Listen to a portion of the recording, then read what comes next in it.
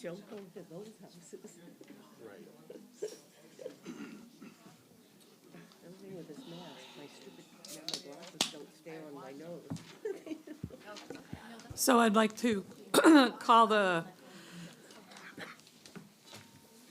Merrimack Valley School Board meeting to order, November 3rd, 2025. And I'm going to ask for a roll call. First of all, though, I need to apologize.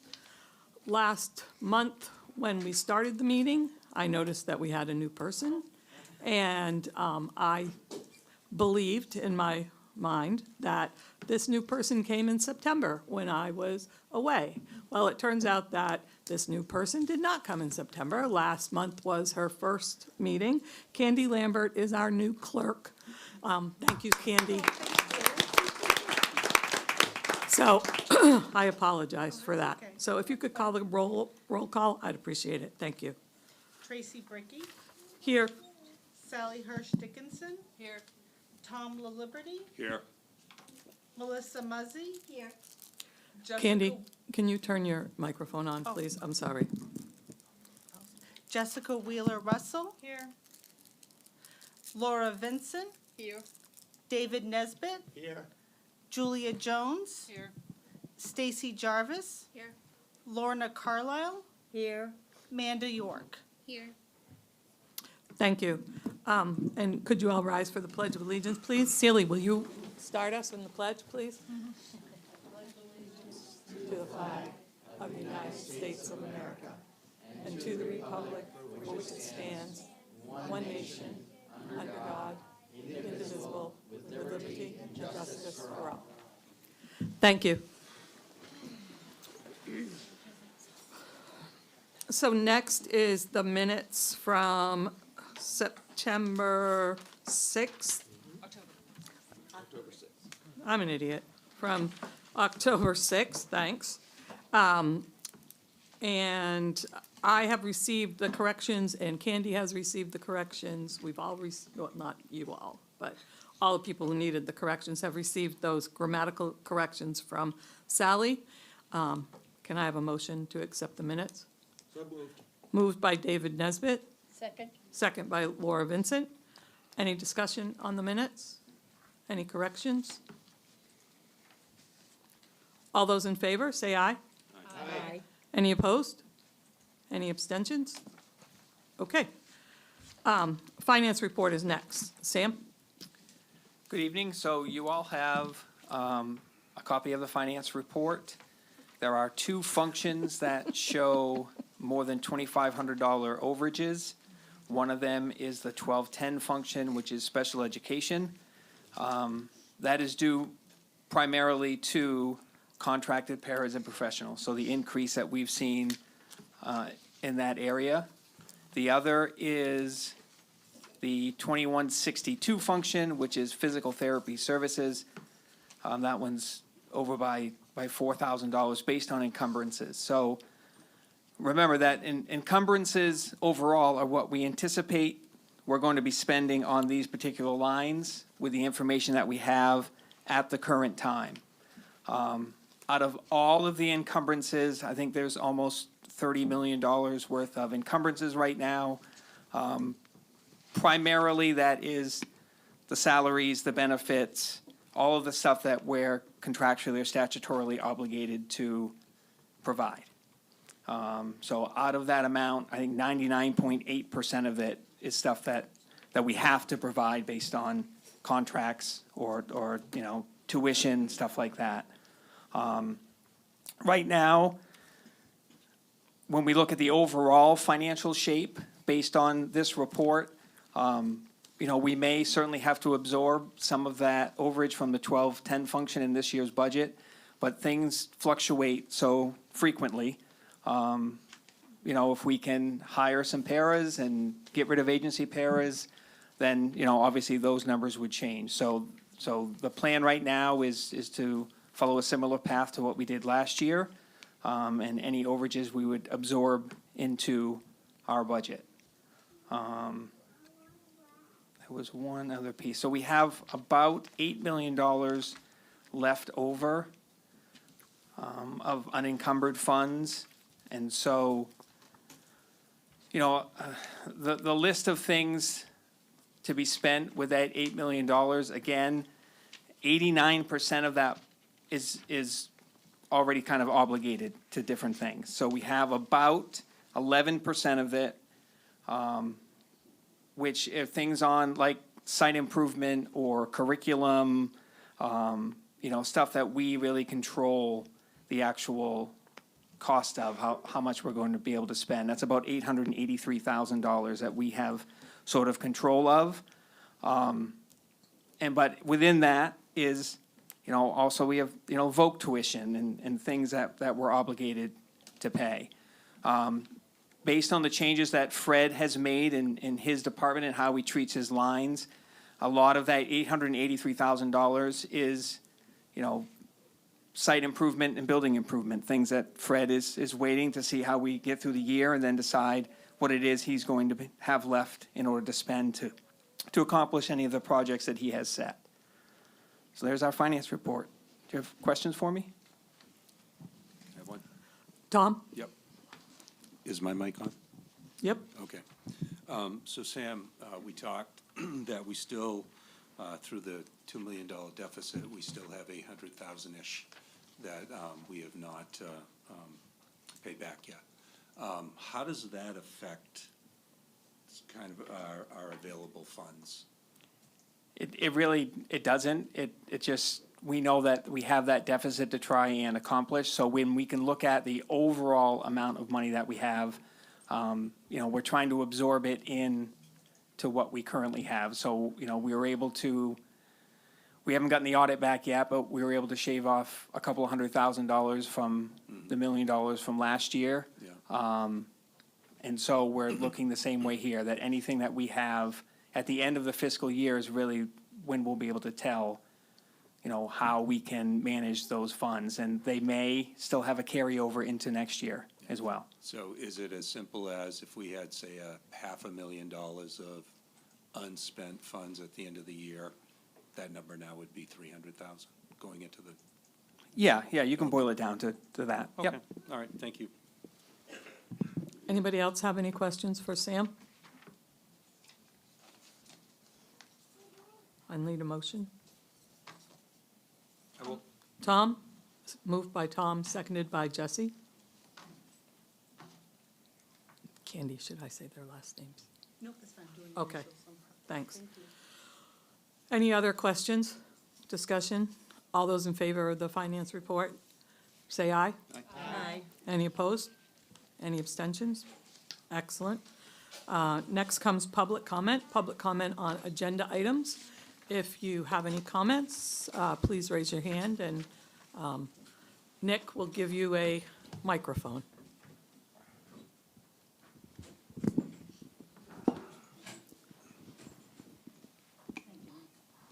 Celie Longnecker from Salisbury. Please don't sell Washington Street School.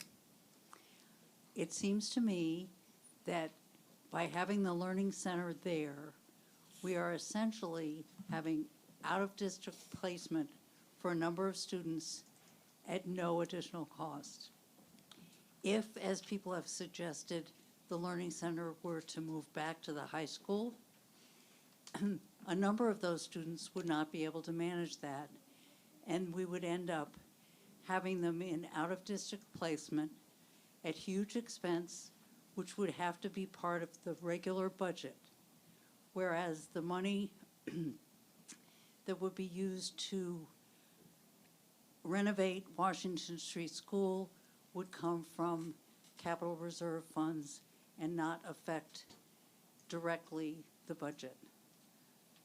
Selling the school, that building, would be penny wise and pound foolish. Thank you. Thank you, Celie. Anyone else?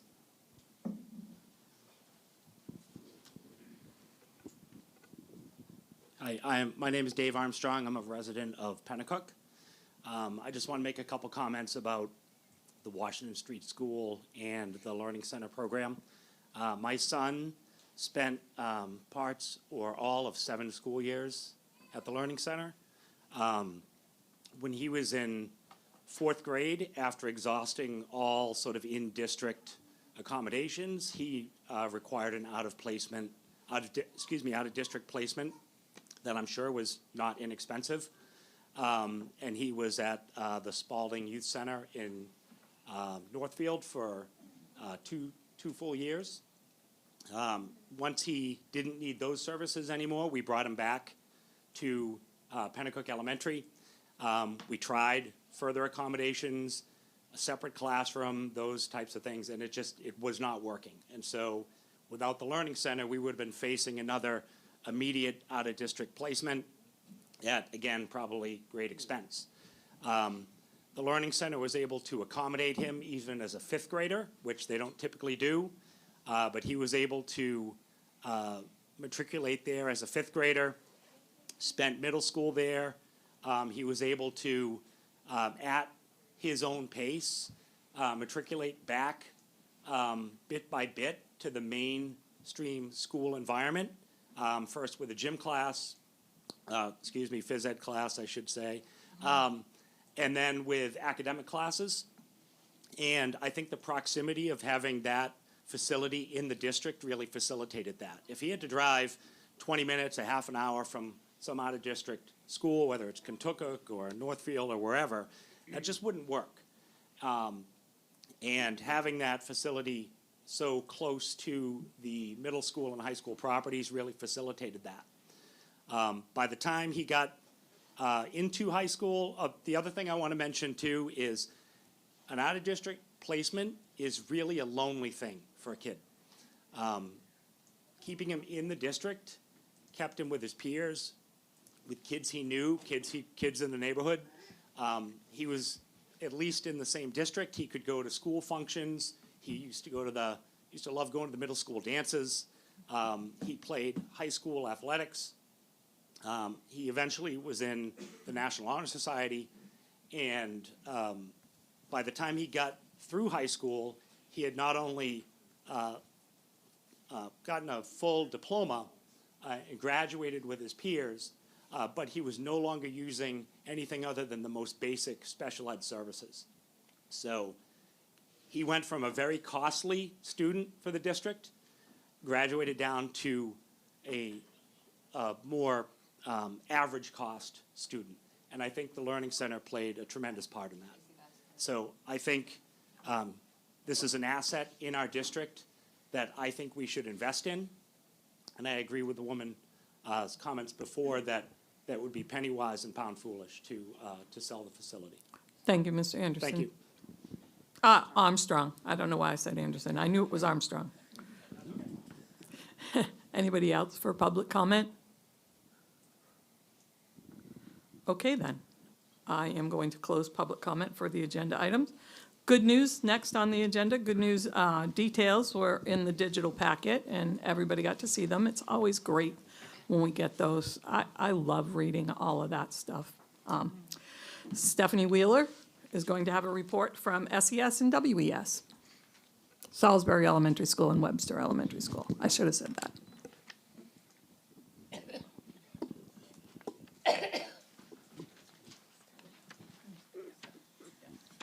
Okay, thank you for having us tonight. We have 4 of our students here. They're going to introduce themselves. They will be talking about the 5th grade Kid Governor Program that is run through the state of New Hampshire. So I'm going to turn it over. They've got your slideshow up. Hey, my name's Addison, and did you guys know that the New Hampshire Kid Governor Program is a really fun way for 5th graders to learn about government by running for Kid Governor, sharing ideas to help others, and voting for who will represent us kids across the state? My name is Anna, and last year we were part of the program and we ran the polling station when 5th graders were voting. My name's Lauren, and we all want to run for this year. I ran because climate change is a super important topic, and not only New Hampshire is affected by it, but the whole world. Hi, my name is Autumn, and we started this year by completing lessons, learning about civics, the election process, and leadership. I really liked the program because it was super fun and really competitive, which is what I like. Because we were a nominating class this year and there were 5 of us that wanted to run, we had to run a primary election in school as we could only nominate one candidate to the statewide election.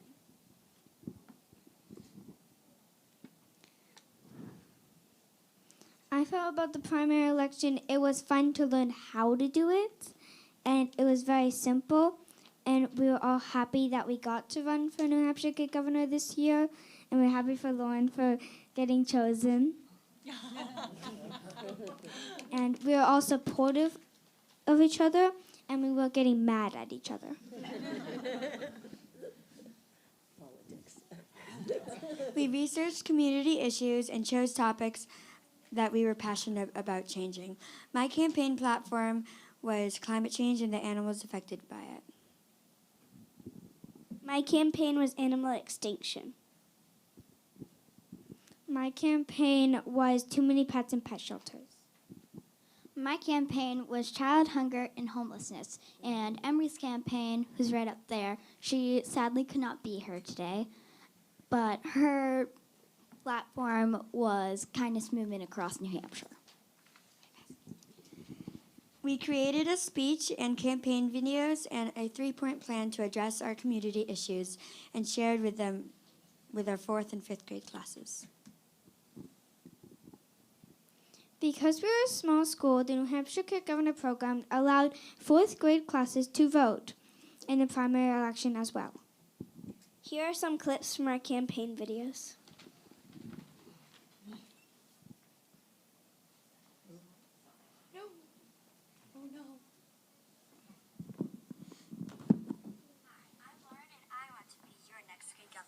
My name is Anastasia, and I want to be your next kid governor. Hi, I'm Emery. I'm running for New Hampshire Kid Governor because I believe that everyone deserves to be treated with kindness and respect. My name's Addison, and I want to help prevent child hunger from now on. If I get elected as New Hampshire Kid Governor, I will try to have more pets get real fun. Number 1, create food drives to give food to the homeless. The focus on my campaign is the endangered species in New Hampshire. We can take public transportation, walk, or bike. And we can unplug devices. 2, motivate students and educators to host consistent kindness activities like Art for Kindness, where students draw, paint, or sketch a picture that reflects kindness. One vote for me is a huge step for the homeless and children. A vote for Autumn is a vote for more loving pet homes. Vote for me is a vote for your society. Please consider voting for the animals of New Hampshire. Thank you. Thanks for watching, and remember, a vote for Emory is a vote for students to be treated with affection, consideration, respect, and care all across New Hampshire. I'm Lauren, and I approve this message.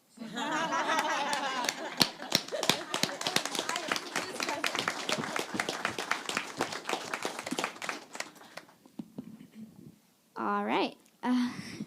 What I learned about the process is that you have to work really hard, and once it's over, it pays off.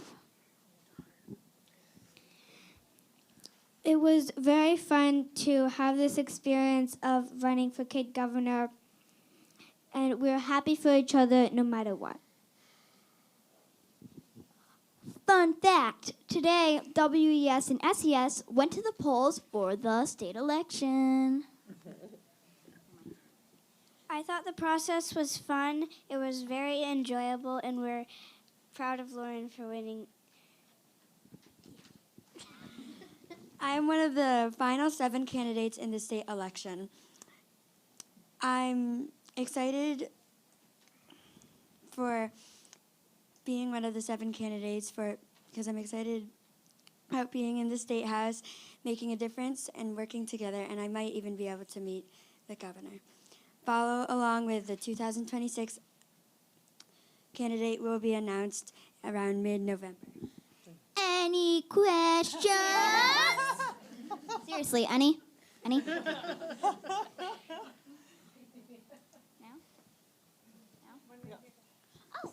So So for the whole state, there's only gonna be one kid governor? Yeah. Yes, Oh, and wow. then there'll be a executive council. Executive council. 6 people will be on it. The 6 other candidates. Yeah. And then there will be one kid governor. Yeah, cool. And Mrs. Wheeler, Liv? Yep, do you guys want to talk about Liv? Yes. Liv is from Boston. She's me and Lauren's friend, actually. She plays lacrosse with us. And her campaign was about the danger of smoking, vaping, and drugs. So I'm going against her. Yeah. The suspense is real. I'm Addie.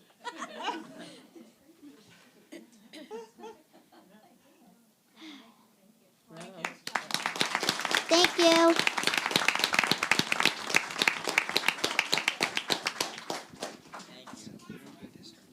Thank you very much. That's very exciting that there are 2 from our district. Very exciting.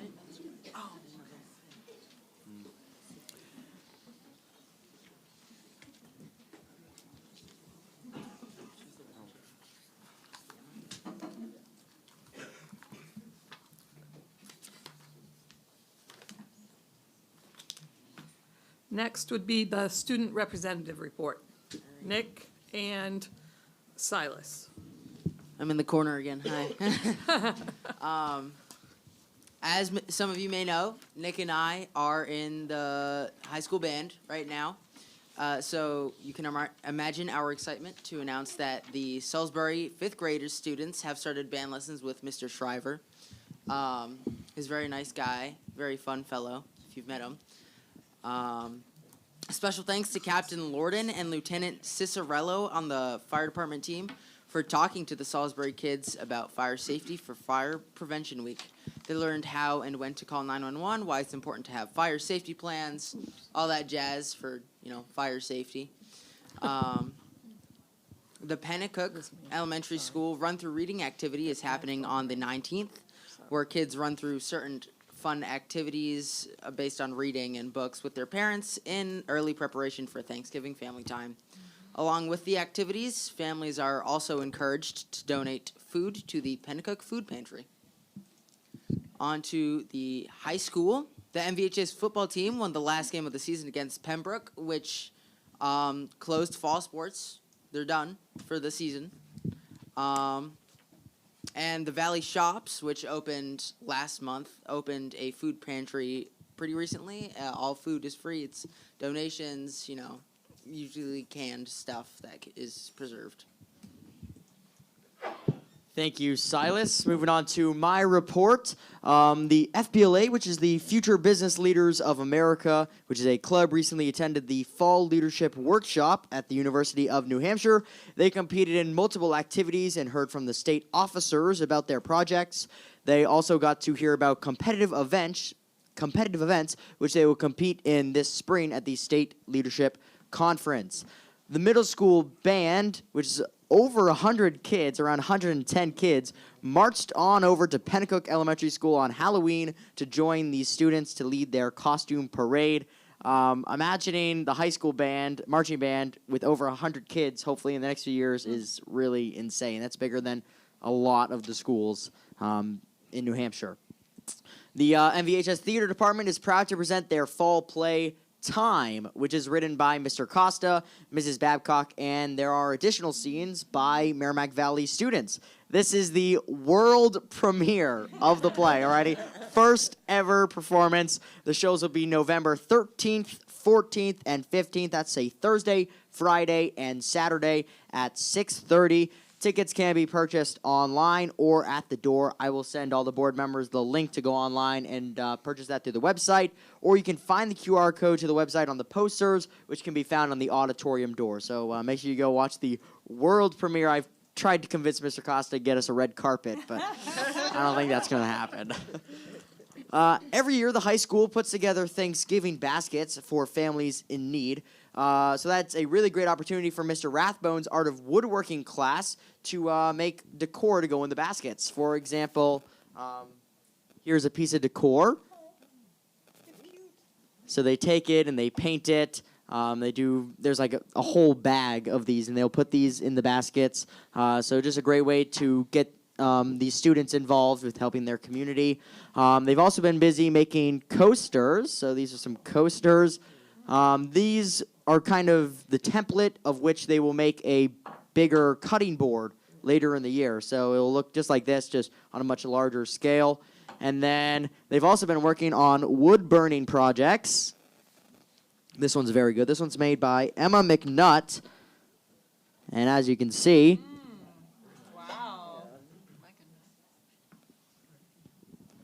very nice. So they do a very, very good job. I'll stand up so everyone can see it. So you can find more of these. They're just up here on the upper level of the library. If you want to take a peek after the meeting, you can go take a look at that, because there's a bunch more up there. Valley Shop. They made a couple signs as well for the Valley Shops and stuff, and they're hanging them soon. Yeah, they've been doing a lot in those classes. Today was Apply New Hampshire Day, so seniors had the opportunity to apply to many of the colleges and universities here in the state for free. We had 63 participants in that, and if you walked into the school today and you saw kind of the rotting pumpkins out there, the jack-o'-lanterns, those were actually carved at the senior pumpkin carving movie night, where we had over 40 kids attend that senior event. So it's been really great watching all these events that the seniors have been putting on, and a lot of participation. And now we have our jokes. I have the first joke, all righty? You've already seen them, huh? You can't give away the answer. Yeah, no jumping in. What sound does a turkey's phone make? Wing, wing, wing. Oh, this one's corny. You could barely do that with a straight face. What's the best song to play while cooking a turkey? All About That Baste. Oh, God. That one's definitely better, but it's okay. I didn't realize it was a competition. Yeah, that's our report. Any questions for Nick or Silas? So I just have one question. Is the food pantry part of the New Hampshire Food Bank? Is it affiliated with New Hampshire Food Bank? I believe so. I think, yeah. Yes, it is. Thank you. So, just so you know, it's kind of an interesting process, the New Hampshire Food Bank and the food pantry, because we have one at the Learning Center also. And the food bank, it's the whoever's in charge of it, they have to go online and do the ordering and go and pick up the orders in Manchester. So I imagine it would be a great learning process for the kids. So thank you. Thank you for your report. So next comes the committee reports. The first one is long-range planning. They met on October 6th, which was our last meeting, and Lorna reported at the October meeting. The minutes are in the packet. The next meeting is November 10th at 4:30 at the SAU. Did you have any other questions for Lorna, or Lorna, did you have anything you wanted to add from last month? No, I No. think we're just starting, and so we're figuring it's gonna be later before we get really deep into it. Okay, thank you. Any questions? I know that we had the report last month. Next would be facilities. They met on the 20th of October. Jessica will report, and the minutes are in your packet. Yep, so the Facilities Committee met a few weeks ago to kind of finalize the recommendations around Washington Street School. We had folks come and speak at public comments about the programming for their families, which was, it's always good to hear from folks. And Julie Gardette, our student services director, I always forget which one it is, director, also presented some information about the current programming related to MVLC, as well as some potential programs in the future, if possible. And then we moved on to the recommendation, and the recommendation, the recommendation was that we maintain, to move forward to the board, that we maintain the current programming and move forward with the plan to improve the facility, meaning Merrimack Valley Learning Center on Washington Street, which passed unanimously. And I believe we will just be discussing that in a few items down the list here. So any questions about that before we move on to the next committee? So next is the Ad hoc Streaming Committee, and they met on the 27th of October. The minutes are in your packet for review. Their next meeting is January 12th at 5 p.m. in the, at the SAU. Go ahead, Jessica. So this was a basic start, where we kind of opened up discussion about pros and cons of streaming, recording, that kind of thing. Had a very open, long conversations about each piece. We did agree that given it is entering the busy season, that we would hold on meeting again until after the holidays, so January. And which case we're hopefully going to be looking at a few things, again, working through some more of the pros and cons and possibly seeing how other districts are handling their committees and making them more accessible. Can I ask a question? Sure. Sure. Yeah, could anybody on the committee share what the cons are of streaming these? I have the list. I'll just pull it out. Okay, so for challenges and considerations, so the first half is potential benefits. Cons and considerations, I will just go down the list. Facility limitations, given that we host in the SAU for the most part, which is not currently equipped for this. Staffing and technical demands, additional personnel will be needed to operate, monitor, and troubleshoot live streaming. Technology investment, upgrading, and wear and tear on cameras, microphones, and streaming equipment, or maintaining portable systems comes with significant cost and maintenance demands. Meeting dynamics, participants might alter how they speak or interact. Possibly cool discussion, increased formality, public misinterpretation. Let me go through this. Cost versus viewership, I think, was another one we discussed, because given that we already record some of these meetings, it seems that some of it might not be being viewed as we would hope to be on a regular basis. Accessibility and equity of intention, and also handling certain privacy concerns that we often have to discuss as we do being on the board. So that was kind of the cons. And I can also send this, or I can ask Randy to send this if you'd like the more detailed version, instead of just running down the list. Sure, no, just a couple comments on this. I, for the record, am a huge proponent of streaming every single one of our committee meetings so that people can watch them at their own leisure, because some of them are at 4 or 5, 6 o'clock, and it's hard for people to get to them. Facilities limitations, we can do them here. It would be with the equipment already here. Additional personnel.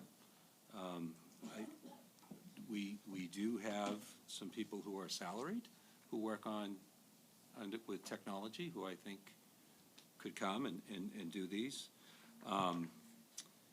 So the meeting dynamics, what was, you made a statement about that, I can't remember. I wrote it down, I wanted to comment. Oh, yes, I guess meeting, let's see, what did we write here? Hang on, let me pull it back up again.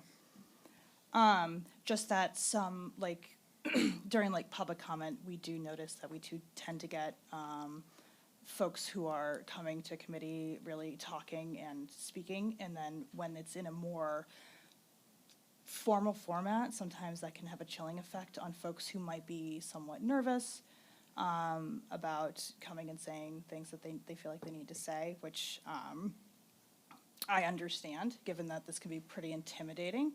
But that would be, again, I think that's kind of what that was talking to. Okay, but I I'd argue back on that it is a public meeting, and we do keep minutes, so their comments are gonna be recorded forever in print. And then, you know, again, public misinterpretation, I would just say, I think it cleans it up. I think it makes it easier to understand. Because honestly, as the chair of the finance committee, where I'm struggling is, I go back to last March, the budget was not successful. And I really want people to be able to tune in and see the work we're doing and the things we're talking about and the conversations that we're having. And I'd like them to get more involved and to get more involved if they can watch it. So I'm just, I struggle that we can't just do it, to be quite honest with you. I think we can, and I think it would be beneficial to our community, and it would be helpful, and it would be more transparent, and would keep them informed. So I would encourage the committee to move on this as quickly as you can and make it happen. Thank you. Any other questions for Jessica? Amanda? Go ahead. Do you have a goal of? Can you speak into your microphone, please? Do you have a goal of when you'd like to have this Settled? decided on? Yeah. Well, I would hope that once we hit the next meeting, it would only be a handful after that before we can kind of take a recommendation to the board. So, I mean, I'm hopeful for early winter to, late winter to early spring, but again, it's going to be dependent on how the committee feels when moving forward in these discussions. Thank you. Any other questions? Lorna? Lorna? Well, I'm just trying to recall, being on the committee, I thought there was a discussion of the reason we're at the SAUs, because it's pretty expensive to have a meeting in this building if nothing else is going on, versus a smaller building like that. Maybe I'm wrong. Thank you. Anybody else? Questions for Jess? Thank you. Okay, next was the policy. Melissa, there are 4 policies included for a second read and approval.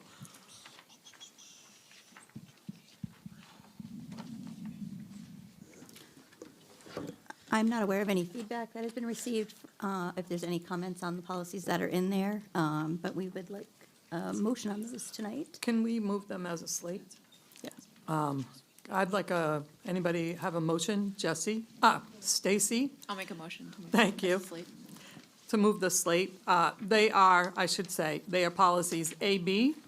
Thank you. Excuse me. Policy JIC, policy JICJ, and policy JLIA. The motion is made by Stacy. Anybody second it? David? Oh, sorry, Julia. I saw David first.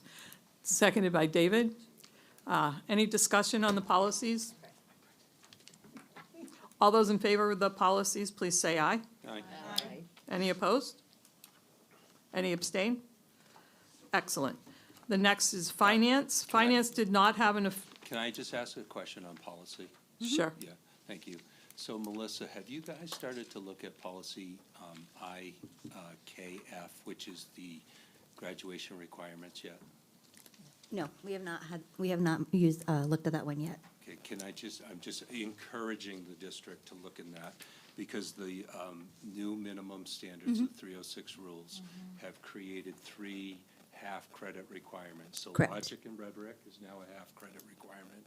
Economics and stats and data analysis are now half-credit requirements.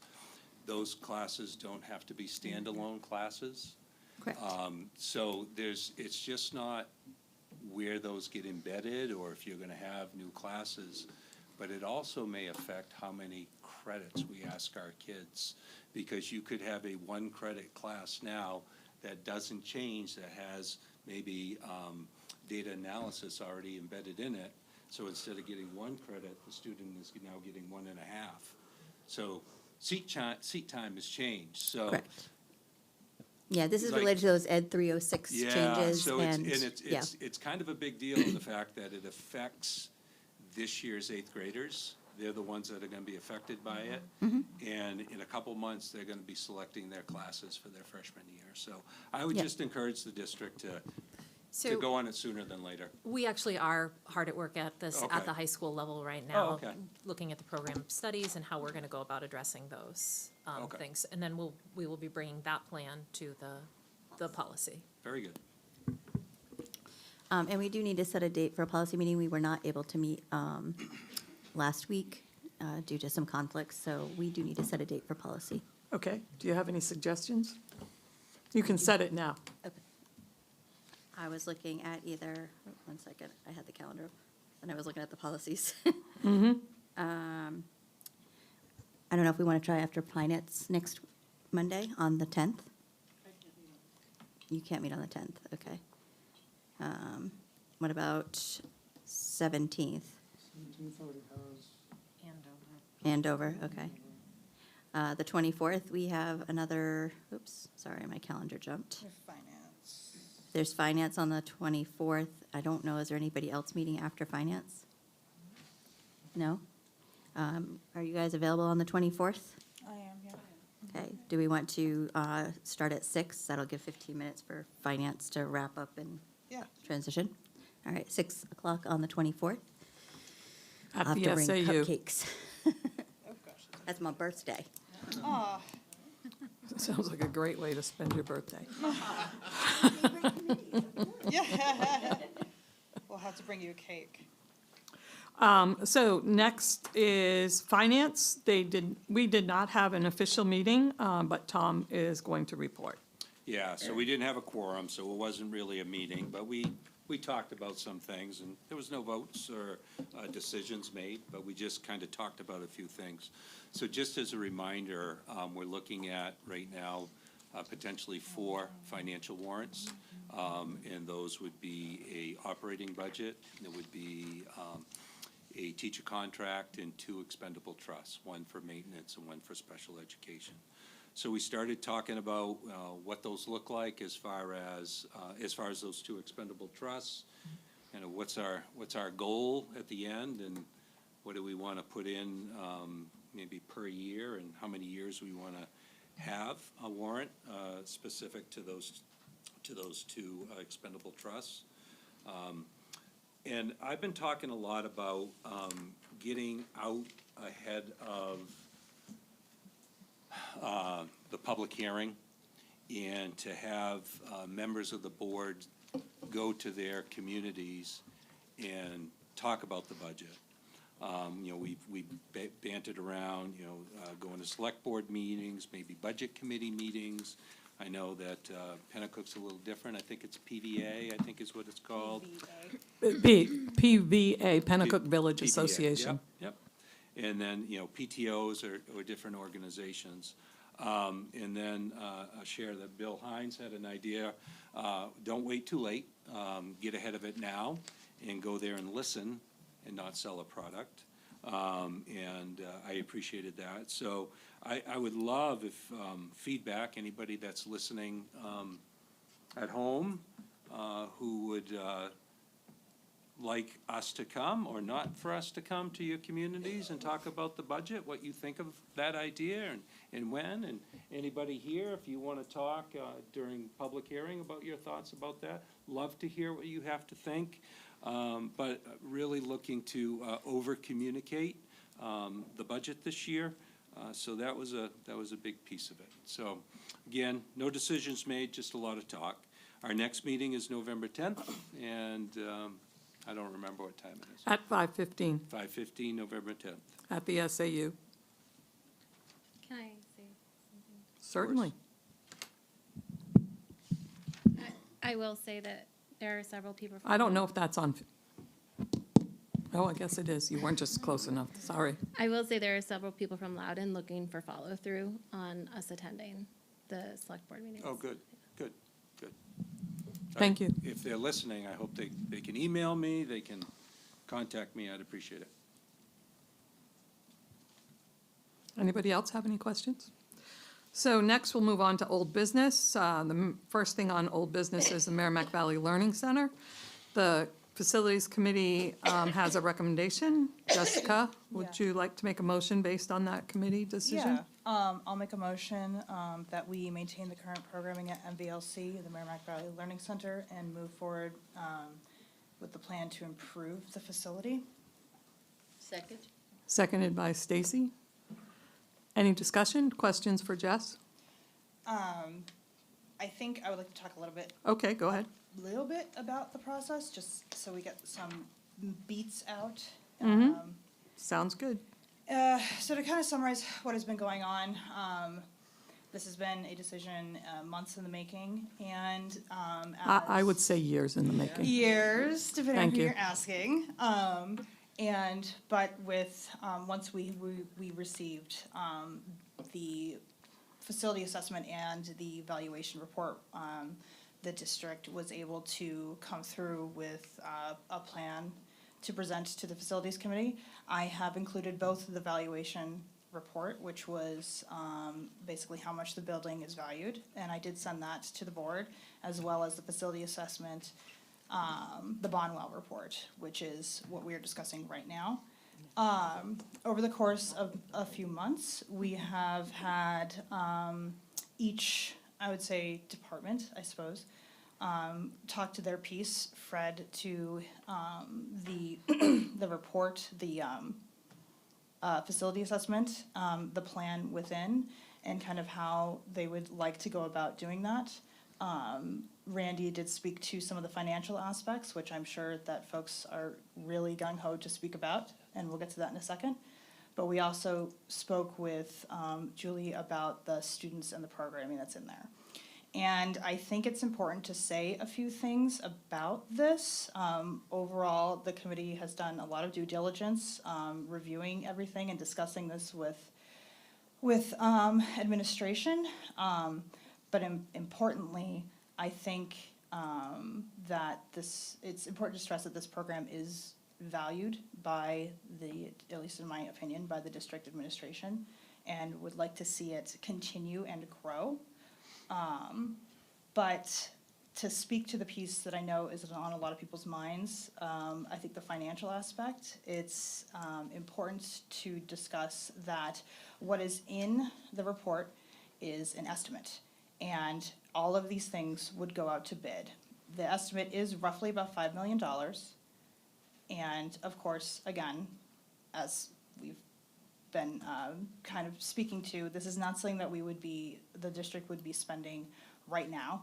It would be a process over time, using revenues from the current programming that is in there to assist with offsetting the costs, among other things like grant funding and other items we have also openly discussed with the administration.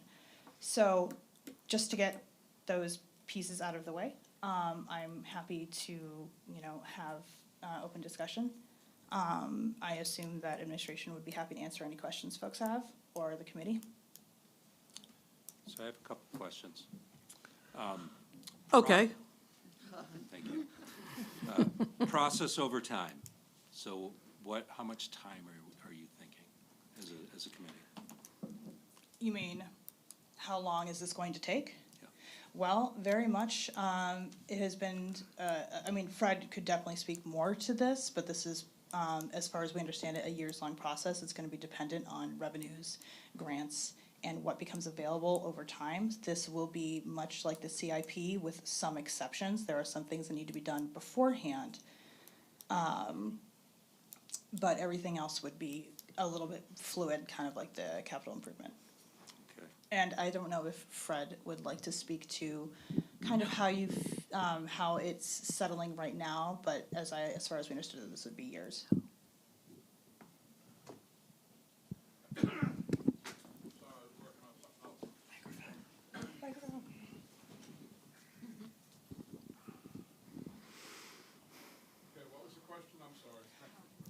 Turn the microphone on, please. About how long do you think that this would take?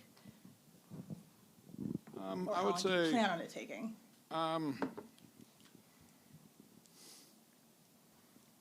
7 to 10 years would be my guess. The original report from Banwell, totals $10 or $11 million. I think we can do it for a lot cheaper than that. The gym floor bleachers, basically a new gym is not included in that because that's the last on the priority list. It depends on the programming, how much money we save, bringing our kids back maybe in the future over to the Learning Center, saving that money. How many other district kids we can get in there. You know, the first thing we want to do is the elevator, which will gain us access to the third floor, and 4 more full-size Washington Street classrooms, and 2 or 3 other smaller areas, you know, something guidance, tutoring, reading, all kinds of things can go in there. It's a win-win situation, simply put. Thank you, Fred. So just, may I keep going, Tracy? Sure. So, years-long process, 7 to 10 years.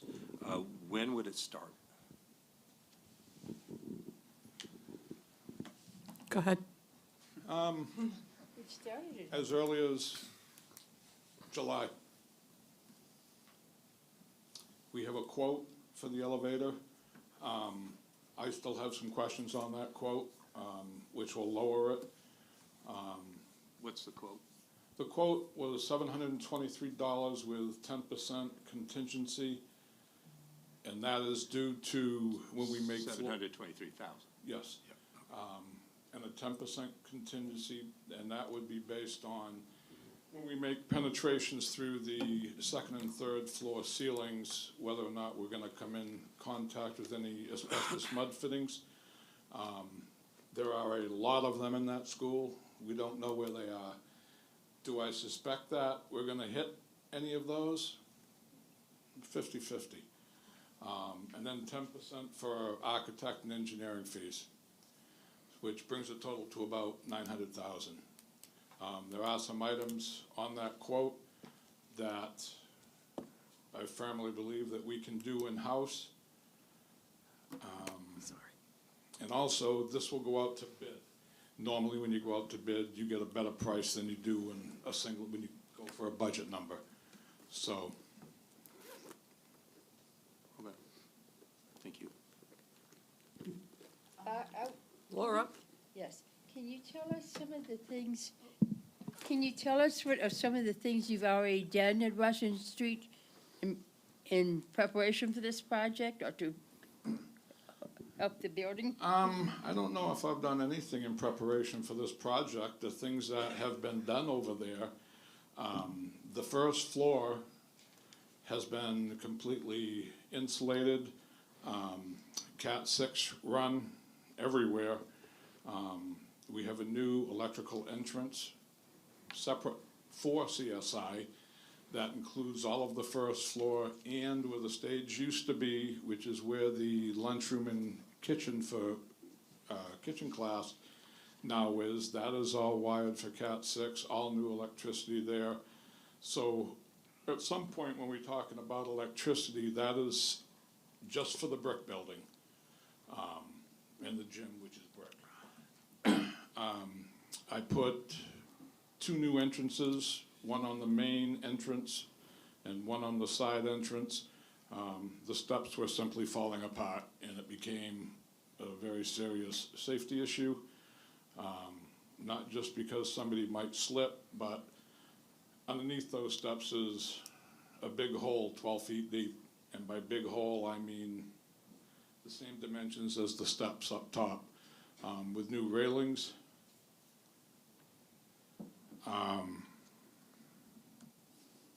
So yeah, those things on the first floor, and the steps. That's what's been done the last 3 or 4 years. Thank you. Thank you. Lorna? I don't know if you can hear me with my muffled mask.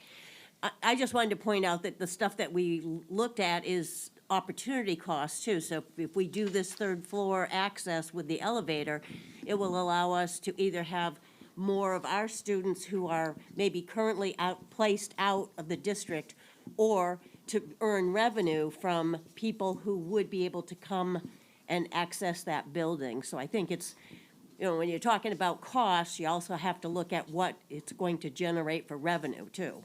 Thank you. Anybody else? I do. Tom? So you got about, potential of spending about $900,000 starting in July. Talked about district money, and we talked about offsetting that with tuition money, I'm assuming, the revenue. So how would that break out? I mean, we're developing a budget now. How would this shake down? I'm gonna let admin go ahead and answer the more delicate budgetary items.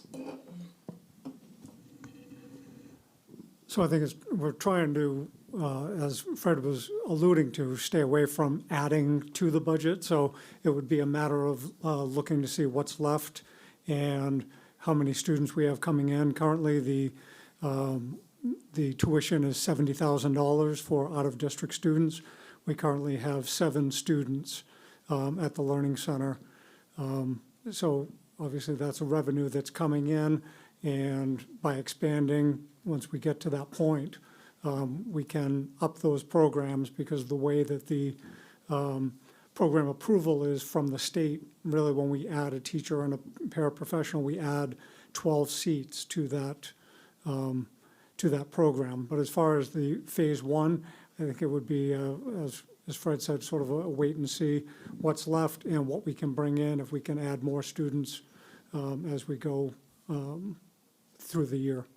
So when you say what's left, do you mean what's left of the operating budget at the end of the year? Of the building and site improvement lines, Fred's been kind of holding off, one, to see here, and also understanding that we're in a deficit situation. So really trying to maximize the students that we have coming in.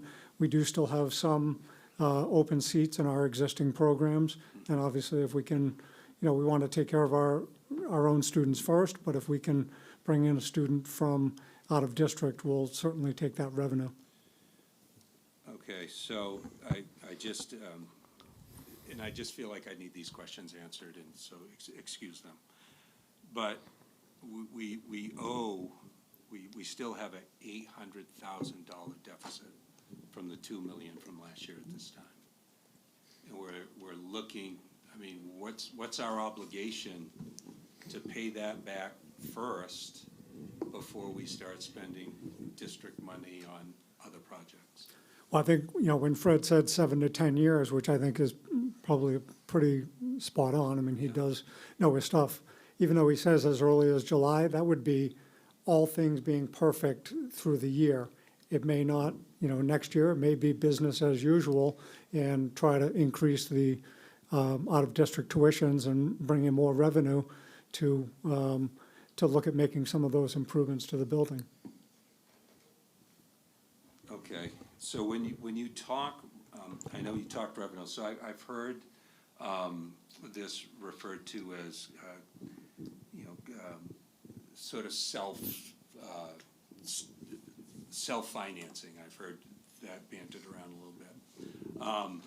But right now, we have 11 employees in that building, and there are actually 12, but there was 11 given to me, and it was just somebody had needed to take time off, and they weren't included, which is fine. But the 11 employees that were mentioned were $859,000 in salaries and benefits.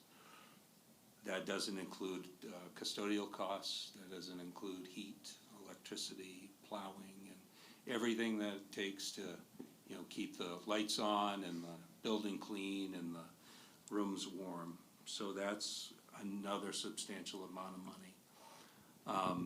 I inquired about a space study here at the high school.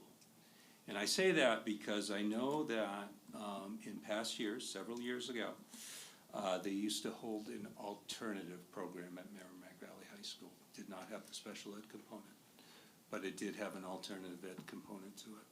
and it was held right here at Merrimack Valley High School.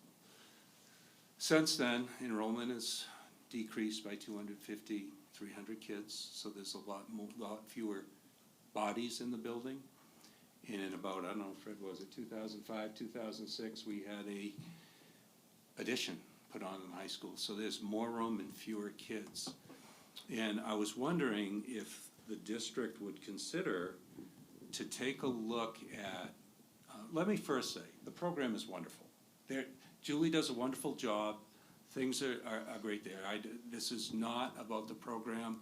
I think the programs there are terrific. So I just need to say that. I'm not there. I'm struggling with the location of it. And I was wondering if we could have a study done of this building to see if we could make a school within a school that would give them the same opportunities they get at the Learning Center, and not have the Learning Center or the Washington Street School. Sally? How much would a space study cost? Like, what have space studies cost in the past? They're not cheap, correct? Tens of thousands of dollars? Okay, thanks. Which is Jess? a lot less than 5 million. Okay, so a couple of things that I think need to be added to this discussion if you're requesting that we do another space study. I believe I alluded to this a little bit in that this has been an ongoing discussion for decades. And study after examination between different boards over the course of the years has gotten us to this point now. I'm hesitant to say, yes, let's do another study costing us tens of thousands of dollars, discussing it over the course of the next year or two and have it lost. I know that the plan could potentially, assuming the stars align and everything is perfect, perhaps start next July and then take the course of 10 years to do, so it doesn't feel like it's a rush, but we also have to remember that the district is about to be in transition between facilities directors. I'm also hesitant to keep kicking the can down the road for a study, another study, when we know that we have a program that's working where it is. All right, we could do a space study, and I'd also like to mention that Julie did speak a little bit to what it might be, what it would look like if we move the students back in. So, sorry, go ahead. No, I thought that you were done. I was Oh, gonna no, make a I'm not comment. And so, like I said, I'm hesitant to ask for another study and it taking another year or 6 months or however long it is for something that might work when in the past it was attempted and wasn't as successful as we would like it to be. These, in part of the presentation that we received from Student Services, it was made pretty apparent that these students who are in this program, these programs, were not thriving where they were, and allowing them to move to a smaller space with in their least restrictive environment was better overall for them and for the district when it comes to, you know, if we're talking about cost, that let's just say we decided to close the building. And maybe through a study, it could be that there's 25 spaces we could fit for this. Well, then that's leaving some students who will be sent out of district and who also might not thrive in that building. And my concern is if we were to go that route, again, taking more time to do this, that we would be looking at increasing out-of-district placements when the goal, and it seems to me the vision of the district, is to pull students back in, which is one of the reasons why they want to have the space at the current location. So I know that, you know, you said about $800,000, but $800,000 per year, right, for staff. coupled that against spending millions of dollars sending kids out of district, I'm not sure if that's the most wise fiscal decision. When we have something that is working for these students close to home, keeping them, as some folks have testified, keeping them close to their friends and their clubs and their dances and everything, where I'm really hesitant to put those students' futures like in jeopardy by doing something that might work, but we don't really know. So that's kind of how I feel about it. Can I respond to that? I don't know if Julie actually wants to speak Okay, to a no, little no, bit to no, this. who's ever but- next? Yep, no, Julie, you can go.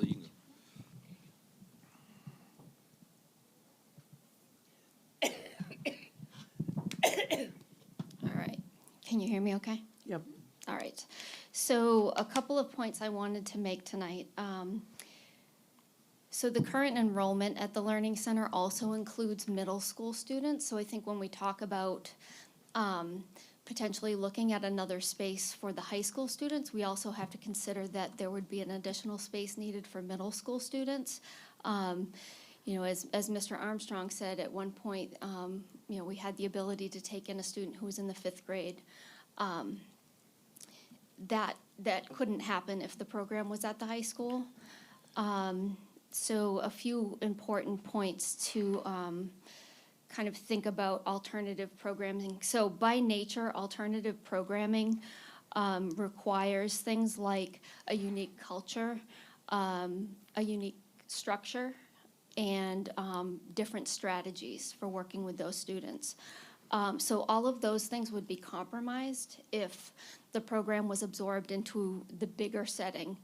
I can tell you an example of something I experienced, that everyday occurrence for students here at the high school, or every year occurrence, would be, let's say the photographer comes in for picture day, and all of the kids are excited about getting their picture taken for the yearbook.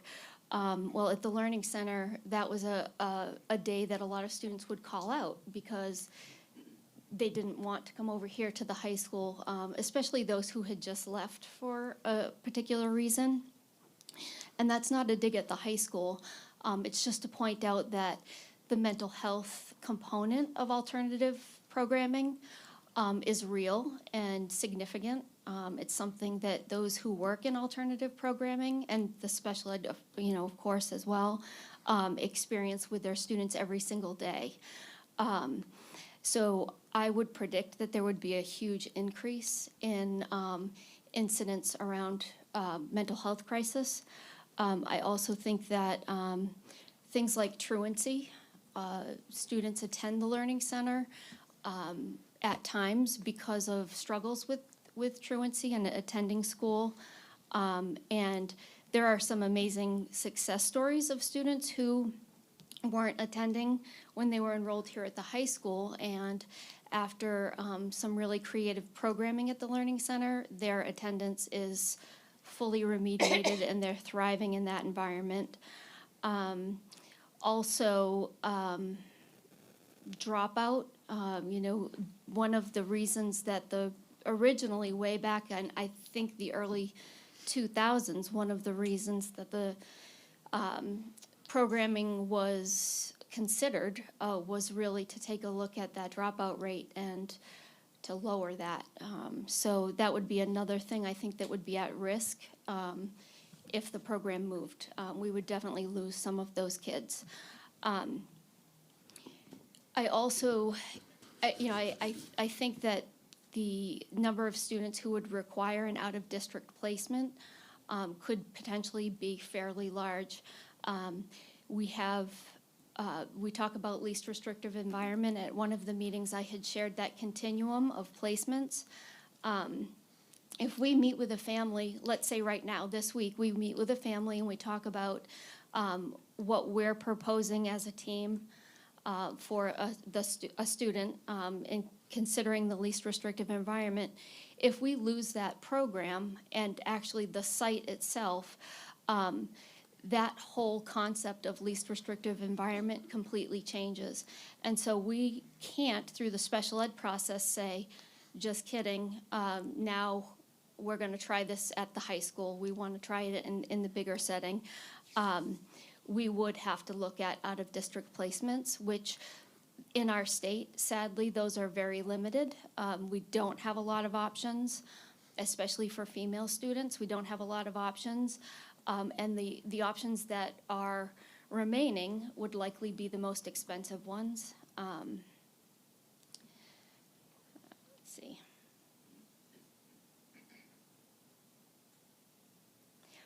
And feel free to throw some more questions. I have tons of notes in front of me, but I think just one more important thing to consider is that the Learning Center has a fairly decent success rate in remediating students. When they are in that smaller, kind of more isolated setting, they have the opportunity to practice social skills that would be like stigmatizing in a larger setting. And so they have the opportunity to practice those, experience the success, and then they can transfer those over into the larger setting with the convenience of that programming being so close by. The students can practice them, come over, as stated, say in a preferred type of a class where they can experience the success and then build upon that. And in many cases, become full-time students here at the high school once again. And the same is true for the middle school programming. You know, there are students who are successful in that program and are able to then join the high school for 9th grade. So, Laura, I'd like to say something, and then you can go, and then Julia. So I just want to say that because I am old, I was here when the program was housed here in the building, and it was not successful, and it didn't work for the students in the program. It didn't work for the students in the rest of the school. It was disruptive to all the students in the school. And it didn't do what we had hoped it would do when the program was instituted. I just want to say that, first of all, I wanted to also say that the staff, even if we moved them here, if we moved the students here, the staff's not going to go away. It's still going to cost the amount of money that it costs for staff. Also, I think something that we need to look at is if we were to do away with that program, we would be doing away with CSI. CSI does pay rent to the school, to the district, for what they use. CSI also graduates anywhere from 15 to 25 students a year from Merrimack Valley School District as well as many other school districts. That would probably be 15 to 25 students that would not graduate from high school, which I think would be a terrible disservice to those students. Also, when the school district needed paving, CSI helped with half the cost of the paving. So I don't know, maybe we could ask CSI again to help us with some of the costs, or I don't know how that works, but anyway, the program has worked incredibly well, and I would hate for it to move back here because I think it would suffer. So it was Laura, then Julia, then Stacy. And please, and then Amanda, I'm sorry, please try to, I know that we have spoken about this a lot, and so if we're gonna keep talking about it, let's try and make sure that we're speaking about things that haven't been said. Thanks. I can't remember the exact year, but I think it was between like 2005 and 2010. We had a group that included community members, school board members. Fred kind of led the group, but and Mac Martin was the superintendent. He was pretty involved in it. We went and looked at Washington Street, what was there, all the advantages and disadvantages. Spent a lot of time doing that. I can't remember his name, but the person who owned Beatty wanted to give us that building practically for free. So we went over and looked at it. It ended up having too many environmental problems. Besides, it might not have been a good fit, but the environmental problems scared us away. Then we thought about, what if we were to build a building, and we thought some land might be available near here in Pennacook at the time. And looking at the basic cost of building a new building was very expensive, just to have a couple of classrooms and not have all the advantages of Washington Street. So we've done that kind of work before. Thank you. Julia? I was just going to say that I value everybody's questions and opinions, but I was wondering if we could do a roll call vote just to see where we're all at right now before we. So are you asking to move the question? Yes, ma'am. Thank you. I just have one other. Sorry. Right. It does have to go in the speaking order that, but then, once the So once the speaking order that I've already set up, which was Stacy, then Amanda, then we will vote on moving the question. Stacy? I'm gonna forego my comments and support. Okay. Amanda? I have a few questions, but just quickly, a quick yes or no. You said we are not at full capacity for students down there?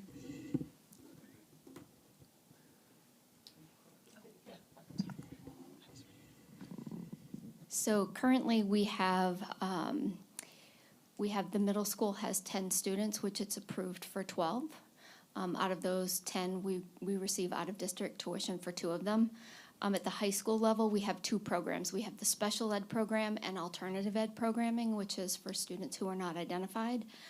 So the high school has 2 special ed teachers, which means they could have 24 students. They have 18.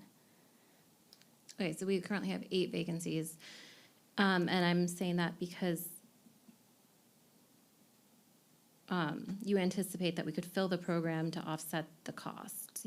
There was talk about being able to use that tuition to offset the cost of the renos. And then do we have a daily running cost? Is it a deficit, or do we have a flat number of the daily running cost? Like with all things considered? You mean for building operations? Yeah. Yeah, standard basic invoicing, if you will. Some of the things that Tom mentioned. Yeah. The same things that you get at your house. It's $55,000 a year For the district? Okay. for the entire building. Oh, for. CSI side, Oh, for the, our oh, side. sorry. It's 55. Now, if the boiler breaks down, that obviously is gonna add to the cost, but operational cost is right around 55,000 a year. And CSI's lease is 30,000 a year. And then just to make sure that I understand the motion correctly, it's a 2-part motion, correct? Saying, and one is to keep the program and one is the facility itself. And you're combining that into one? No, it's one motion to basically maintain what we have, but allow the district to move forward with this plan. By maintain what we have, I mean maintain the programming we have. Okay, so it is 2. It's the program and the building. It's one motion. Right, but it's 2 in 1. And I'm just making sure I understand it correctly. It's not just the building, it's not just the program, it's both. Okay. Though I will say that facilities doesn't really get to make that decision, but it was the motion that was made in facilities about programming. That's not that. Okay, so the motion right now is to move the question from Julia. All those in favor of moving the question say aye. Aye. Any opposed? Any abstain? So we're moving the question. So now we're moving on to the motion that Jessica made, and that is to go forward with the facilities. And you already did. But thank you, but it was a while ago. So, motion is to go forward with the facilities, motion to, the facilities recommendation to go forward with the renovations. All those in favor, say aye. Aye. Oh, that's right, Julia wanted a roll call vote, yep. So can you ask, so you're right, I'm sorry, Julia, thank you.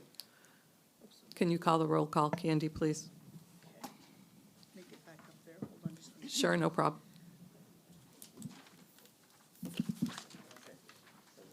All right, so Tracy? Brickman? Yes. Sally Hirsch Dickinson? Yes. Tom Liberty? Great program. I don't have enough information. My questions weren't answered, so I'm going to abstain. Melissa Muzzy? Yes. Jessica Wheeler Russell? Yes. Laura Vincent? Yes. David Nesbitt? Yes. Julia Jones? Yes. Stacy Jarvis? Yes. Lorna Carlisle?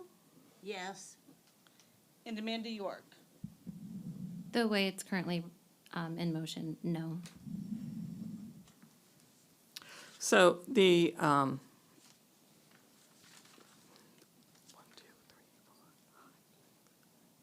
9 yeses, 1 no, 1 abstention. The motion passes. Thank you. So next, we're going to, I am asking for, if something doesn't get put on the agenda, I need to ask for a vote to put it on the agenda. We forgot to put, we forgot to put the New Hampshire School Board Association report. Jessica went to the NHSBA fall meeting, and I forgot to put it on the agenda. So I'm sorry, I'm asking if you all would allow that to be on the agenda. All of those in favor say aye.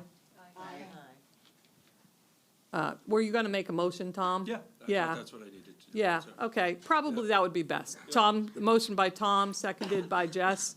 All those in favor, say aye. Aye. Any opposed? Thank you for allowing that. Jess? Thank you. So, yes, both Stacy and I did go to the NHSBA delegation, and there was a very robust conversation around a few of these items. I will say that the majority of them kind of passed as we expected within the recommendations from NHSBA. But there were 2 that I wanted to at least mention that were changed. So items, oh goodness, 13, 14, 15, all 3 of them were around open enrollment. And after much discussion, it was actually modified instead of the recommendation, which was to have a whole paragraph and list and things as under question 13, that we, the body decided to vote for a simpler resolution, which is NHSBA opposes state mandated open enrollment. To be transparent, I did vote yay for that one after the conversations that were had. And then the last one was item number 23, which was around catastrophic special education.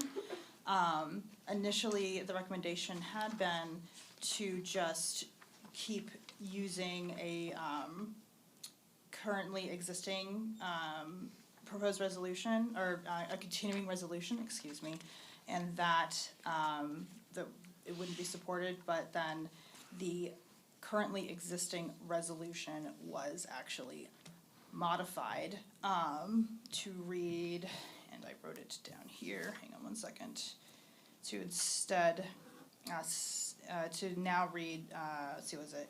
2B now reads, NHSBA supports reducing the threshold for determining the local share of catastrophic special education aid, and to advocate for full funding by the state legislature, and I did also vote yay for that. And that's- Any questions for Jess or Stacy about their time in the delegate assembly? Okay, thank you. Next, the assistant superintendent search process update, Randy? this will be quick, just a reminder that we are coming up on November 12th, which is the final date where, you know, we are down to 2 finalists. We just got through the visitation round, and now we'll have on November 12th, starting at 4:30. So you're welcome to attend any of the 3. We're going to have panels of people asking questions, but we're going to have an audience for each one of those groups, and you're welcome to sit in on any one of those groups. So there'll be an administrator group, a faculty staff group, and a community group. And the final 2 candidates will be doing a little round robin, going around to those 3 groups, and we'll move on. Is that here? It's going to be here at the high school. Yeah, I'll send you a little blurb with all of the details. Yes, Jess? If folks would like to be part of the community panel, do they need to like contact you, or can they just appear? As far as being on the committee, Chris Berry is the facilitator for that. So folks could reach out. I believe building principals are looking at their PTOs and PTGs and PTAs to get some folks sent to Chris's attention. Thank you. All right. Any other questions about Assistant Super? Okay. Next is manifest and journal entries. Melissa and I have both signed them digitally, so I'll need a motion. Julia, rather, and moved by Julia, seconded by Laura, to,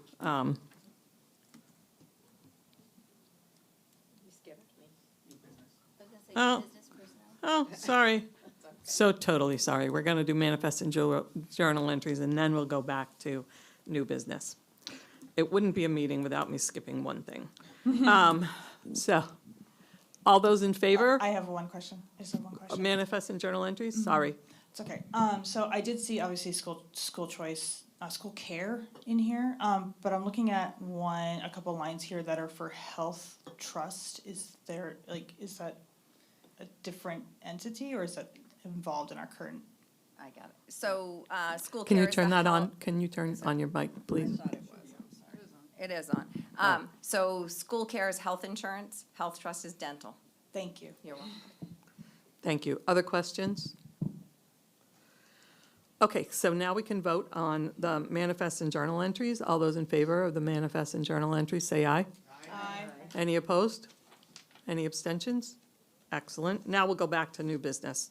Sorry, Kathleen, That's I did not mean to skip you. That's quite all right. In your packet, you saw the list of retirements. November 1st is the retirement notification date for teachers and support staff who are going to retire by the end of June or at the end of June, and they've had 15 to 19 years in the district. There are 3 in the packet, 2 paraprofessionals that work at Bosquen, Diane Ross and Joan Joseph. Teacher here at the high school, Bob Mullen. There are 2 that are not listed in the packet. Lynn Bouchard, a teacher at Loudon, and Kelly Lewis, a teacher at the middle school. Thank you. The next is the board chairperson report. I'm going to go on to assistant super report.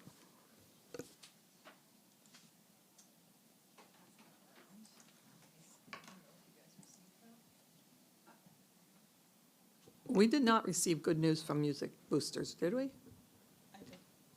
Okay, well, Oh, all right, here we go. pass that around and check that out, because there's quite a bit in there.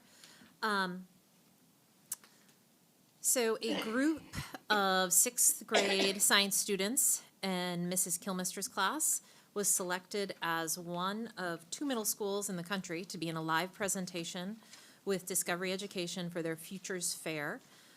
This group is going to be meeting with Genentech on November 5th. The title of the presentation that they're participating in, Science That Heals, Exploring Biotech Breakthroughs with Genentech. And the description of that program that they're participating in is step into the world of biotechnology and explore how science, technology, and a passion for helping others come together to create medicines that make a difference. Students are going to learn how biotech is transforming healthcare and discover what it's like to work in one of the most exciting fields in science. So that's a great opportunity for some of our sixth grade scientists. Nick, we didn't confer before this time. So last week we had Halloween celebrations in all of our elementary schools, and the marching band went to PES on Friday afternoon to lead their parade. That's always a highlight, not just for the musicians and the elementary students, but the many, many community members that show up to attend that. Veterans Day is fast approaching, and we have events planned in all of our schools in recognition of the holiday. If you saw the packet cover, the LES Student Council recently visited the Veterans Home, and they had an opportunity to spend time with the veterans and ask them questions about their service and life experiences. The 8th grade DC trip is scheduled to depart next Monday. Unfortunately, if the government does not reopen, the trip will be canceled, at least for now, but it's possible we may not be able to reschedule. Our vendors have been very generous. We have a deadline of 1 p.m. on Thursday, so cross your fingers. Hope the government reopens before then. And lastly on my list, Loudon Elementary School is implementing ALICE. ALICE stands for Alert, Lockdown, Inform, Counter, Evacuate. It's an approach to violent intruders. It's an expansion of our safety responses. They're going to be holding a community information night on November 19th at 6 p.m. They're doing this in collaboration with both the police and fire chiefs in that town. And this is an approach that we're going to be looking to expand throughout both of our districts next year. So if you're interested in attending that community night. Thank you. November 19th? Yes. What time? November 19th at 6 p.m.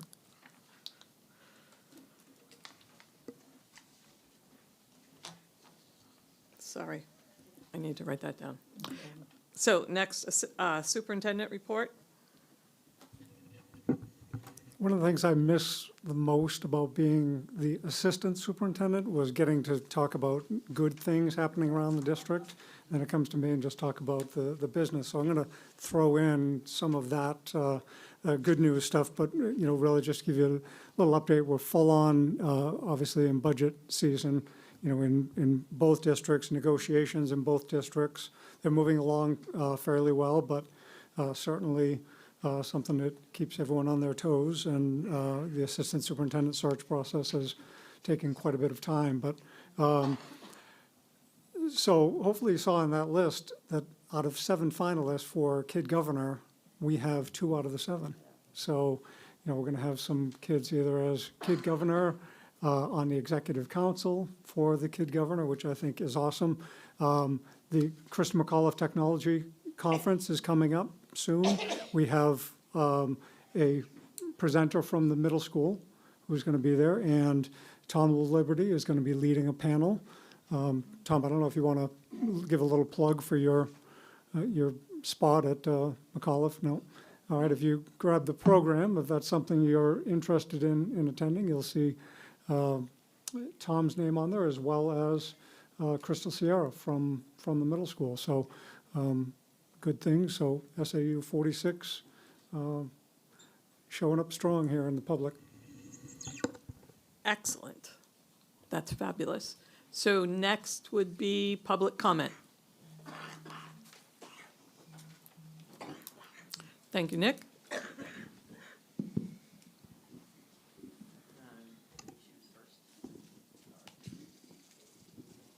Thank you. Louise Andrus from Salisbury. I am very disappointed in the school board because they have not come up with a way for us to borrow or put on the school warrant next year to get rid of our deficit. This deficit is hanging over the heads of we, the taxpayers. And if anything happens down the road, and none of us can have a crystal ball, and something happens that we have to spend more money this year, next year, compared to what it's in the budget, we are going to have a big problem. I would love to see that taken care of. As far as the Merrimack Valley Learning Center, it's great. What I've got to say has nothing to do with the school itself. But I am very disappointed that the school board made a decision tonight to go forward to make renovations on that building. That should have been done by the taxpayers at a public hearing or in March when we have our annual meeting. Whether that building is renovated or not, or we sell it or not, that's up to the taxpayers. That isn't up just to the school board. And as far as bringing the children and students back here, I think it's a study, whether you like it or not, should have taken place. 2 years ago, at least, Washington Street School was brought up at an annual meeting and a study was going to take place. Nothing was done until this year when I asked for the report and there was no report, so nothing had been done. And now all of a sudden, we're push to save the Washington Street School. And we don't really have accurate figures. Now, I'm on a building committee at the Merrimack County Nursing Home, and it's been an eye-opener, and it makes you ask questions. So as far as the Washington Street School goes, there's not enough information as to what it's going to cost and how long it's going to take. You take every year that something's put off, it costs more money. So I think more accurate figures were needed before you could even make a decision to go ahead with renovations. And as far as bringing the students back to this school, I came up with some figures, and these came from the superintendent a while back. The New Hampshire Department of Education says the high school has a capacity of 1,265 students. The middle school has a capacity of 918 students. I'm sorry. Louise, that's 3 minutes. Could you Yeah, I'll sum end it up? Okay, at the current time, we have 491 middle school students and 697 high school students. Thank you. That leaves 900 spaces of students, and I say we could bring them back, we could do a good job, and we could do better than what is going to be done. Thank you. Thank you. Lisa Laughlin from Loudon. Just because you can do something doesn't mean you should, especially when it comes to special education and diverse learning styles. I will leave it at that. I will say, as far as the Washington, D.C. trip goes, I would like to strongly encourage that any opportunity to reschedule that trip, even if it's in May, please do it. I have a 25-year-old and a 21-year-old, both of whom went on those trips. They still talk about them. They are a bonding experience for the children who are able to attend and who choose to attend. So I think it's just a really great experience all around. So that's what I want to say. Thank you. Thank you, Lee. Anybody else? Tom? Thank you. So I got a couple things. First, when I would just ask my fellow board members, when we're talking about something so important, Tracy said, new material, right? I had a lot to speak, and I feel like we should be able to speak till its conversation is over. And so I was left with not knowing what I want to know about the project. And I would just ask from here on out that we allow the conversation to finish and not be struck down. So I got a quick here. This will take maybe 2 minutes, and this is thinking about good news in the future. So recently, the U.S. News and World Report came out with the 20 best New Hampshire high schools, middle schools, and elementary schools. And it really kind of made me start to think, and it made me think about how important good schools are for property values and for getting people to move in. When I was a principal here, Mike Martin was the superintendent, and from the day I got here till the day I left, he talked about being in the bullseye, being in the bullseye. He talked about it with leadership. He talked about it with with the board. And that bullseye was student achievement. And Chris Berry, who's the school board, was the assistant superintendent, would annually share student results with the board. And so I've gone back and I think of my time on the board and watching meetings in those chairs and watching them at home. I think that's kind of gone. I don't think that we've been doing that. And I've gone back and I looked at the last 6 annual reports, and I even put them in AI and looked for how our kids are performing academically. And I haven't found it. And I also think about what we do as a board. We do 3 things, right? We do a budget, we do policy, and we create district goals. And the long-range plan, we don't have academic goals. We don't have any, right? We don't talk about how our kids are doing. And I'm going to say that there's no one test that says how we're doing, but a series of tests does. And we have the New Hampshire State assessment that we've had for few decades now, that has it's a common test over the years. And like all public schools, we're required to have our 3rd through 8th graders take ELA and math tests. Some also have to take the science, but I'm just focused on ELA and math. Those assessments are aligned to the learning frameworks that are the expected outcomes that our kids are supposed to have. And when we have years of data, it tells a story and it shows trends. Tom, that's 3 minutes. Can you Yeah, okay. wind down? Yep. Thank you. So what I'm requesting then is for a good news, so to start a meeting, that we have the information on how our kids are performing over the last 10 or 12 years, what's that look like, and what we are doing in the school system to support our learners.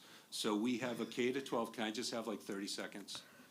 We have a K to 12 math and ELA specialist. I would love to know how they work with Catherine, how they work with the building principals. I would love to know how the building principals. Okay, Tom. Seriously? Yes, Tom. Everybody else, I cut them off at 3 minutes. You too. I'm sorry. I think Stacy had the same thing to talk about. Anybody else have good news? Or have public comment? Yeah, I have public comment. Just in response to the comment that was made earlier by Tom, not getting to address things, and there's things that he has questions still and wasn't answered. This was not the first opportunity to discuss Washington Street. There have been months of committee meetings, facility committee meetings that could have been attended. You could have addressed your concerns, your questions could have been answered. So as a board member, there is opportunity to fully discuss these things. Yes, there is. Thank you. Seriously? We're not supposed, this is not about back and forth. This is time for public comment. Is there anybody else who has a public comment? Can I make another public comment about the purpose No. of the committee? Jess. So, I do have public Shut me comment. down. We do have a Merrimack Valley food pantry that is supporting some of our families. I have been running, I've gone, at least 1 week, bringing some food to the pantry. I am willing to pick up food for folks who might wish to be donating to the MVLC food pantry. Frozen vegetables, that is not broccoli, would be greatly welcomed. I think they want Brussels sprouts. No, don't give them Brussels sprouts. I've got corn for y'all in my freezer right now. Things like that, shelf-stable foods, fantastic. But I think that there is a great need for butter and margarine, and I am willing to take a drive to pick some things up when I make my next run. I'm hoping to do that probably next Monday. If you folks have something to donate, please email the email I'll read to you right now, which is my name, Jessica Wheeler Russell 4, the number 4, MVSD at gmail.com, and I'm hopeful I can arrange a pickup, or if you want to drop stuff off at my house, whatever's most convenient for you. Please feel free to contact me for donations. Thank you. Thank you. We have another, Nick, we have somebody in the back. Thank you.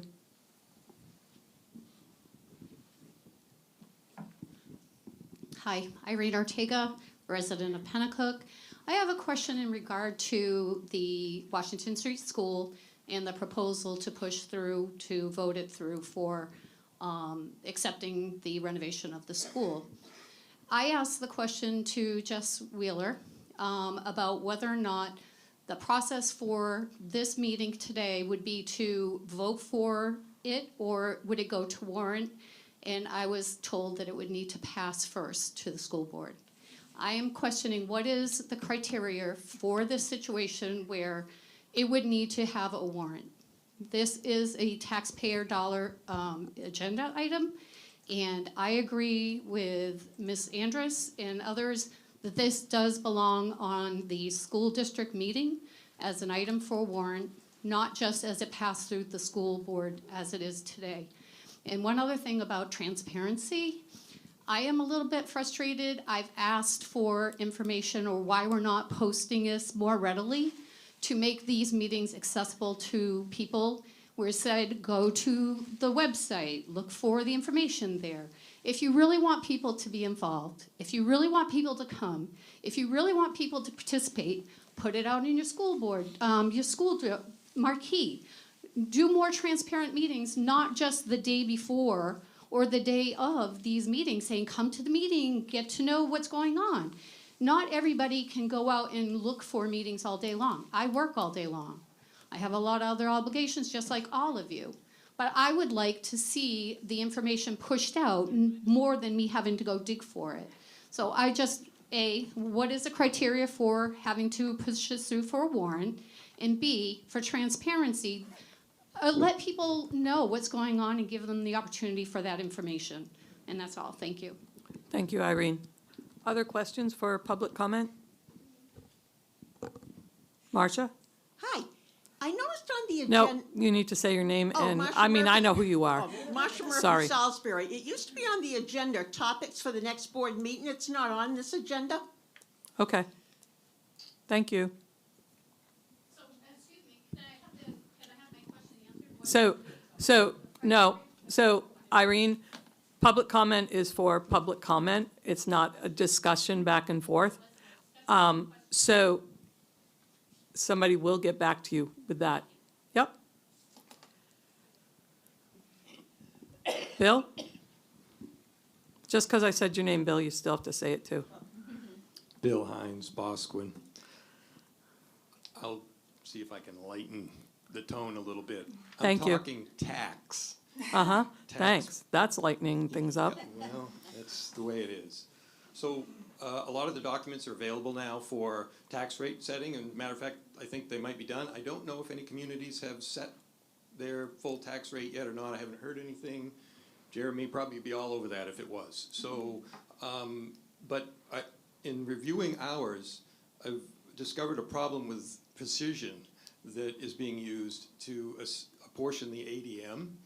And it's not small numbers. It amounts to the cost of a whole student that is not properly apportioned. I've asked, I copied Sam on that today. I asked the state, Mark Mangiello of the state did respond to my question, but there seems to be some differences about what was said. So I need to drill down on that a little bit more. But I mean, it's $22,000 that is the high mark of variance between what's assessed to the various communities. Now, it's not a lot in some of the numbers, obviously. You know, the high mark is $14,800,000 that is being assessed to Pennacook. So, you know, it's not a big number, but it's a whole student practically, just because of rounding precision. We used to round in every year that I could find back since last year by 8 digits, 8 decimal points we go out. And last year we went down to 3, and that's causing this error. And so I'm hopeful that it can get corrected, but I would urge you to stay tuned, and if there's anything that you can do to perhaps maybe change that this year and correct it before tax rates are set, I think that would be a good thing. Thank you, Bill. Amanda? Correct me if I'm wrong, wasn't it updated, the policy updated that we could address questions if we had answers readily available? Point of order at the end. At the end. But, We close public comment first, and then we can address questions if we're able to. Okay, thank you. but only if we're able to. Thanks. Public, any more for public comment? Thank you. I'm going to close public comment. I do not have an answer for Irene, but There should be an answer. but it is a question that will be answered. And let me just say that whenever questions are asked during public comment, I do get in touch with people afterwards by email and answer their questions, or Randy does. So just so you know, it will happen. Tracy, I am just asking permission to respond to Irene about my comments on social media with your permission. No. Okay. Thank you. We do have reason to go into public comment, to public comment. Nope, we already did that, I'm done. We did it into non-public session under RSA 91A colon 3II. And we will come back and afterwards. So if you all want to wait outside, we will come and get you. Can we have a short break? You may take a short break, yes. Sorry, yeah, no, so before you get